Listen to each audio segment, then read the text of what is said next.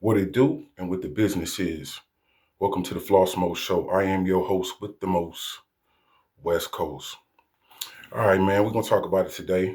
We're going to talk about the interview on Art of Dialogue with Mr. Suge Knight. Man, I've been listening maybe for like a whole week on Mr. Knight's his sides of the story, and it is very interesting. It's better than daytime television, soap operas, and all of that. Matter of fact, shout out to Mr. Knight. Hope you come home soon, brother. It's two sides to every story. And, people are quick to believe whatever they hear first, but this is the man who owned Death Row Records, the first Death Row Records with Tupac and the all-star cast of rappers on Death Row. Like I said, it's two sides to every single story. And some of the things that Mr. Suge Knight is alleging is that, Deion Sanders and MC Hammer doing extracurricular activity things, saying that Dalvin from Jodeci and Tyron Turner are doing extracurricular activities and things, from who wrote a lot of the songs for Dre and who did the extra beats. Now, the reason why I speak on these things is because of the fact that I am tied to these situations. Mr. Knight has said that J Flex, which I met J Flex at Dr. Dre's studio back in LA. I met J Flex. Shout out to J Flex. And the person who actually did the beat for California Love, the remix, was my producer when I was growing up and being in the studio and running around. My producer, Derek McDowell, D-Mac. Everybody knows him as D-Mac. First of all, D-Mac Studio is where I met uh, Big Stretch from Live Squad. Uh, D-Mac used to work with the producer who signed me, Laylaw. When you see NWA and you see these pictures of NWA and you see some extra people besides Dre, Yella, and Cube, you'll see a big black dude, big, strong, muscle-bound motherfucker named Laylaw. That's who I signed to in 1997, 1996, 1997. I was in the studio with Laylaw when he got the word that Eazy-E was in the hospital trying to recover from AIDS, or going through the AIDS thing that he was going through.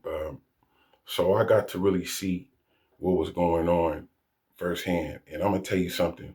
Like I said before, I've never seen a person uh, that had the AIDS virus that left that fast. Whoever gave that to Eazy-E, because Eazy-E was murdered. Eazy-E did not have a whole bunch of sex and all of a sudden he gets AIDS from that. It's harder for a man to get AIDS than it is for a woman. A heterosexual man, if you're not, indulging in anything other than, heterosexual things, then, you know, still in all, it's hard for a man to catch AIDS. But Eazy had full blown AIDS, and Eazy had plenty of money to be able to fight the virus. But I feel like Eazy-E was given the AIDS virus.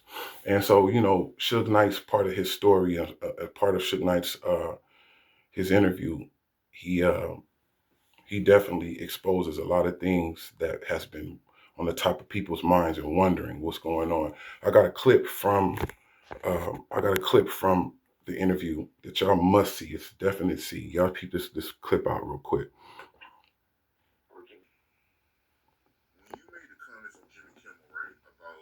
Eazy-E getting injected with AIDS. Did you really believe that, or you were just saying that for attention? Well, I'm not saying it's true. It's not true. And I ain't gonna never say I didn't get this far in life by being stupid. So you gotta be careful with certain questions. I ain't gonna incriminate myself. One thing you gotta realize is this: Magic Johnson get AIDS, and Magic's still alive. It's not other people got AIDS. I ain't never in my life seen a motherfucker look healthy, didn't have no signs of being sick and having AIDS, and admit minute he go to the doctor, it's a meeting with the doctor, and he died that fast. You gotta look at it like this. Jerry told Eazy he should go to the doctor just for a checkup, physical. He didn't have one. They take Eazy to the doctor.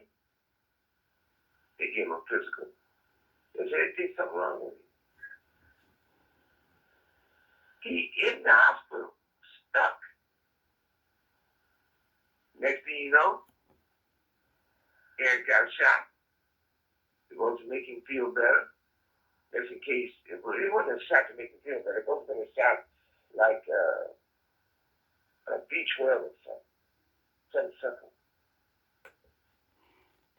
Now, key words, if y'all listening hard enough, key words, what he said was that Jerry Heller had told Eazy to go get a checkup. So it wasn't like Eazy picked his own doctors to go get his checkup. He went to Jerry Heller's doctors to get his checkup. And then ever since then, Eazy-E had AIDS from that. I believe that Jerry Heller had seen that it was coming. His demise at Death Row and his days at Death Row were coming.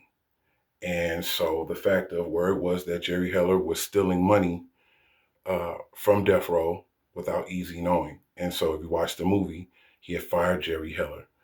Of course, a movie is going to be a movie, and they're not going to explain every single detail and the real things. They got to make it a movie to have you drawn to the movie. Just the fact of Eazy getting beat up and all that, that was a tall tale fairy tale. And Eazy having to downgrade his situation and move into a smaller home. No, Eazy-E was a baller. And I heard that Ruthless Records was making $10 million a month. So Eazy-E was far from broke and far from having to downgrade and move into a smaller home. That was just the movie shit. But if you really base and look upon what's really going on, you know, it'd be one thing if Eazy-E had went to his own doctors to get his checkup. But no, he went to Jerry Heller's. And so I figured that if Eazy-E was dead, you know what I'm saying, Jerry Heller would be able to take control and take over Ruthless Records.